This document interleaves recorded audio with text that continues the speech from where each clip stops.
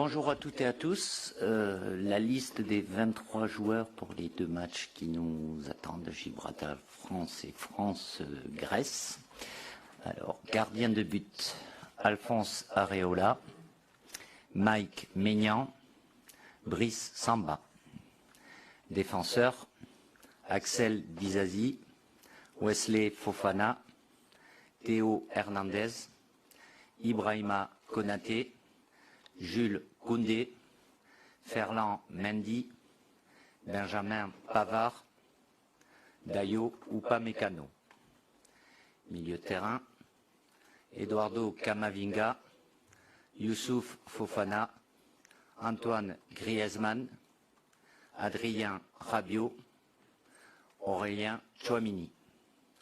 Attaquant, Kingsley Coman, Ousmane Dembélé, Olivier Giroud, Randal Colomoni, Kylian Mbappé, Christopher Nkunku et Marcus Thuram. Donc, comme d'habitude, vous me faites signe, prénom, nom, le nom de votre média, et vous posez votre question à Didier Deschamps.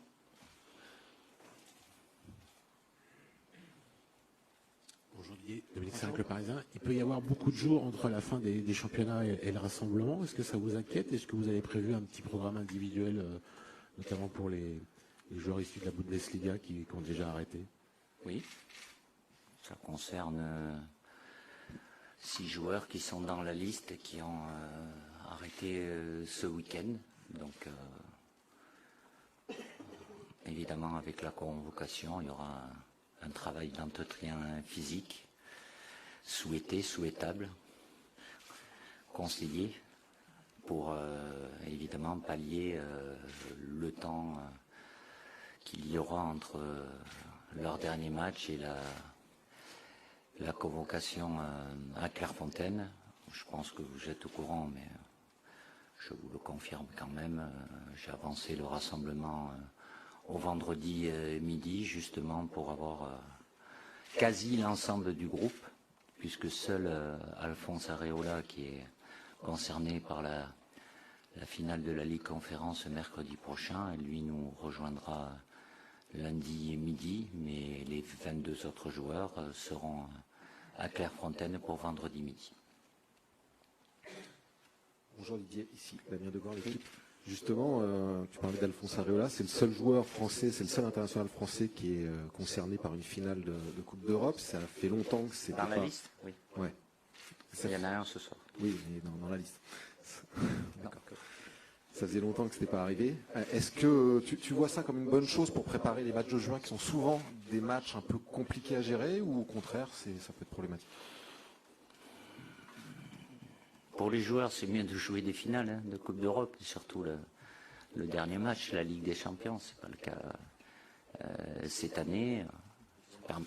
Ça permettra d'avoir le groupe moins Alphonse dès le premier jour à rassemblement, quoi, avec ce que peut apporter une finale de Champions League quand ça se passe bien. Mais il y a eu certaines fois aussi des joueurs français sélectionnés, concernés. Et quand il n'y a pas la victoire au bout, c'est pas toujours évident. C'est toujours une période très compliquée, juin, de par encore peut-être un peu plus cette année sportive, parce qu'il y a eu la Coupe du Monde, donc en termes de dépenses énergétiques, que ce soit sur le plan physique ou mental, la saison a été épuisante, donc il y a besoin évidemment de récupérer, mais c'est une période où les joueurs sont en vacances, sauf les internationaux, donc qui devront repousser leurs vacances. Donc faire en sorte, par rapport aux 2 matchs qui nous attendent, par rapport à ce qu'on a fait au mois de mars, de confirmer bien évidemment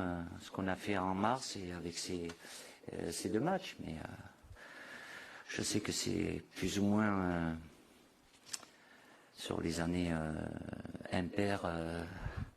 J'en ai connu quand même quelques-unes depuis 2012. C'est jamais évident à gérer. On a essayé plusieurs choix, en rajoutant un match amical parfois, avec des décalages sur la fin de saison des joueurs, mais l'objectif c'est de mettre tout le monde au même niveau par rapport au premier rendez-vous qu'on a le 16 juin contre Gibraltar. Bonjour Didier, Fabrice Hawkins, RMC Sport. Il y a peu de milieux, en tout cas il y en a un de moins par rapport à la dernière liste. Est-ce que Kefren Turam, il y avait Kefren Turam qui disparaît. Oui, il est avec Eduardo Camavinga est monté avec les milieux de terrain. Mais justement, est-ce que tu peux nous expliquer ce choix-là? Il y a autant de milieux de terrain. C'est Camavinga que Eduardo que j'ai mis au milieu, même s'il a toujours la capacité, il l'a fait avec son club aussi, de pouvoir être une solution à gauche, mais il s'installe plus au milieu, comme j'avais eu à le faire jouer en Irlande au milieu aussi. Donc après c'est pour avoir, comme j'ai pas voulu, en tenant compte de ce que je viens de dire avant, la période qui est un peu délicate, avoir un groupe plus élargi pour être obligé après de mettre des joueurs en tribune, donc dans le choix des 23 aussi, à avoir pratiquement 3 options à chaque poste. Et de par la construction de cette liste, être tranquille si on ne sait pas ce qui peut se passer avant, il y a des derniers matchs à jouer. Le premier match, d'avoir des options qui tiennent la route, parce que récupérer des joueurs qui sont dans la nature en vacances avec les tongs et du sable dans les doigts de pied, pas trop de... Voilà, donc ça fait partie des critères aussi.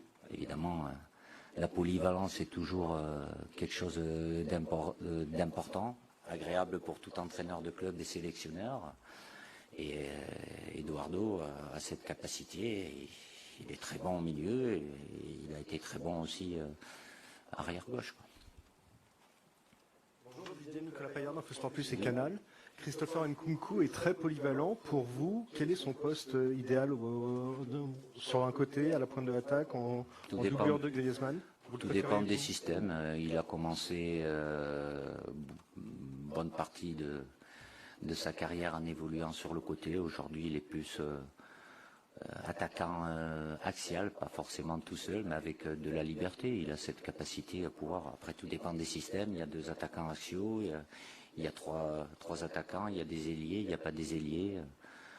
Il n'est pas même joué, il ne va pas jouer le rôle d'Antoine Griezmann avec le ballon, oui, forcément, même si c'est pas tout à fait le même registre, c'est pas un milieu de terrain quand même, mais qui puisse être associé légèrement en retrait d'un attaquant axial, il le fait dans son club aussi, il a cette capacité, donc il a très bien récupéré de sa grave blessure, et à travers ce qu'il fait avec son club, il était prévu avec nous, avec notre grand rendez-vous pour la Coupe du Monde. Malheureusement, avec sa blessure, il a dû nous quitter, mais il a retrouvé la pleine forme. Bonjour Didier, Cyril de la Morinerie d'Europe 1. 2 petites questions. D'abord sur le retour de Fernand Mendy. Pourquoi vous l'avez sélectionné? Grand club. Et pourquoi pas mais un peu les raisons de ce choix, dans la mesure où il ne joue pas toujours comme titulaire au Real Madrid. Et puis deuxième question. Blessé aussi. Exactement. Et puis deuxième question sur l'engouement qui ne se dément pas en équipe de France, avec énormément de supporters. Guichet fermé lors du dernier match, guichet fermé encore face à la Grèce, 3000 supporters qui sont venus en Irlande, 1000 à Faro. Comment vous l'expliquez? Est-ce que pour vous c'est un motif de fierté? Pour Ferland, déjà sur le dernier rassemblement en mars, il était blessé. C'est vrai qu'il a mis un peu plus de temps à revenir. Il n'a pas eu à jouer tous les matchs non plus. Il en a débuté certains, il est rentré à d'autres. Il est déjà venu avec nous, il connaît bien ce poste-là et lui aussi a une polyvalence puisqu'il peut jouer aussi du côté droit, même s'il est surtout arrière gauche. Donc voilà, il n'est pas au top de sa forme du fait de sa blessure qui a été assez longue et un enchaînement de matchs qui a été un peu plus réduit, ce qui n'enlève rien à la qualité intrinsèque de Ferland. Voilà pourquoi je l'ai rappelé pour ces 2 matchs-là. L'engouement, oui, c'est évidemment beaucoup une grande joie de voir l'attachement et la proximité qu'a cette équipe de France avec son public. Je vous rappelle quand même que le Stade de France est 80 000 et qu'il n'y a pas beaucoup de sélections qui jouent dans des stades de 80 000. Alors ça vous arrive, mais je ne vais pas vous attaquer là-dessus. Que si on fait que 75 000 à la place de 80, il y a quand même 75 000. Alors qu'il y a beaucoup d'équipes nationales qui jouent dans des stades de 30 35 000 et qui ne sont pas toujours remplis. Donc tant mieux pour nous, c'est lié à ce qui a été fait, bien évidemment, à travers les années et dernièrement à travers la Coupe du Monde et le plaisir qu'ont les gens, puisque c'est des privilégiés, puisque je pense que s'il y avait encore plus de place, on aurait eu peut-être plus de monde, mais c'est magnifique. Et les joueurs ont besoin de ça.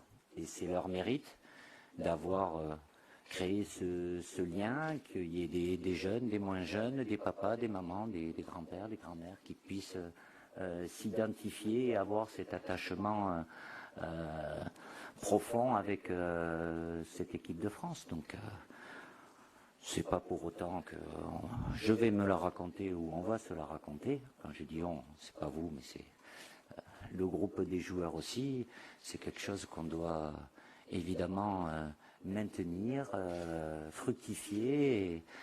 Et ce qui s'est passé en mars, très bien, mais je vous fais confiance pour avoir autant d'exigences par rapport aux résultats sur les 2 matchs qui nous attendent, même si c'est pas les mêmes affiches, mais je suis très pragmatique, vous allez dire. Mais les 3 points contre Gibraltar, c'est 3 points. Hein. C'est à la même valeur sur le plan comptable que ceux qu'on a pris contre les Pays-Bas ou en Irlande. Donc on a 6 points à prendre et faisons en sorte de doubler notre capital point sur ce stage de juin. Bonjour Didier, Bertrand Latour, la chaîne Équipe. Parmi les joueurs non appelés, il faut bien en parler. Il y en a beaucoup qui auraient pu y être. On va en parler d'un si vous le voulez bien. C'est le capitaine de Lyon, Alexandre Lacazette, qui a marqué 27 buts en Ligue 1, série en cours. Ça faisait longtemps qu'il n'avait pas marqué autant de buts. Est-ce qu'il existe un monde dans lequel il peut revenir en équipe de France, puisqu'il n'est pas appelé depuis très longtemps maintenant ou pas? Tant mieux pour lui. Après, s'il a marqué autant de buts, parce qu'il joue beaucoup plus que sa dernière saison, certainement aussi. Un petit peu quand même. Mais bravo à lui, à son club. Voilà. Alex a toujours eu cette qualité-là, d'efficacité. Il fait une très bonne saison. Il fait partie des sélectionnables, des présélectionnés. Après, il y a une concurrence au poste.